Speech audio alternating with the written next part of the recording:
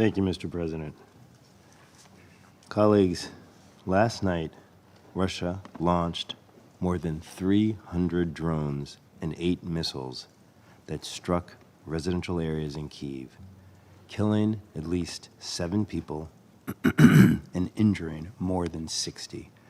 The United States expresses condolences to the victims and their families and demands an end to such attacks. Ukraine, a sovereign member of the United Nations, has a right to defend itself.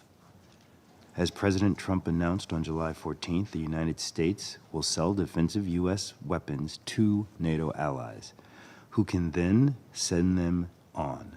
Our support for Ukraine's defense cannot be compared to the supply of arms and material to Russia, which enables Russia to continue its full-scale invasion and occupation of Ukrainian territory. Last week, we called on all UN member states to help bring the war to an end by ceasing any and all support to Russia's war efforts. We do so again today. In particular, the DPRK has supplied ammunition, missiles, military equipment, and approximately 12,000 troops to Russia. Such transfers and Russian training of DPRK troops violate multiple Council resolutions and endanger peace and security in Europe and on the Korean Peninsula. Iran has supplied Russia with ballistic missiles and UAVs, among other technology. In particular, Russia continues to use Iranian-designed Shahed drones in attacks causing thousands of Ukrainian civilian casualties. China, as its representatives have pointed out, does not directly provide weapons to Russia. Nevertheless, China has become the decisive enabler of Russia's war effort by being the most important supplier of Russia's war industrial machine.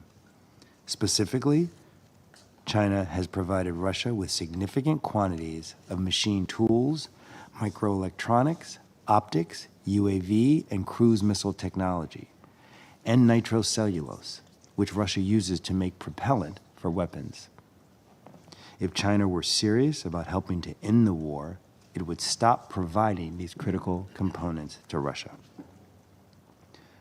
Both Russia and Ukraine must negotiate a ceasefire and durable peace. It is time to make a deal. President Trump has made clear this must be done by August 8th. The United States is prepared to implement additional measures to secure peace. I thank you, Mr. President. Thank you, Mr. President. Materials and components supplied by China are ending up in Russian weapons, which Russia is using to strike Ukraine, killing civilians and destroying infrastructure.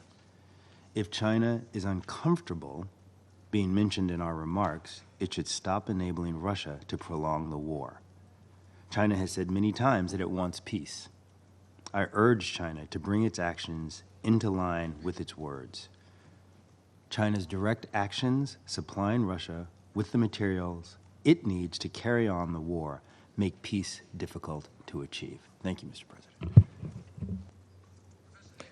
I thank the representative of the United States for that statement. I will now give the floor to the representative of China, who has requested a statement. Thank you, Mr. President. I think in my response just now, I made it very clear.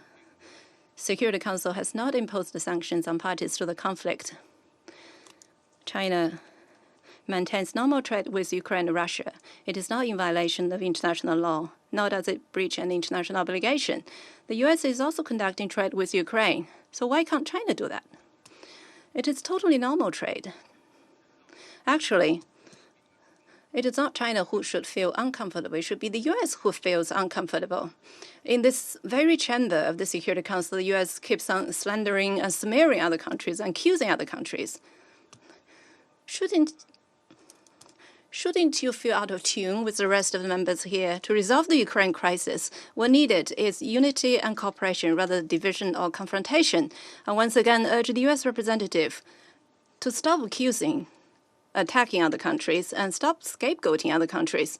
Instead, you should focus on working more for diplomacy, to work more for peace and talks for peace and for ceasefire. Thank you.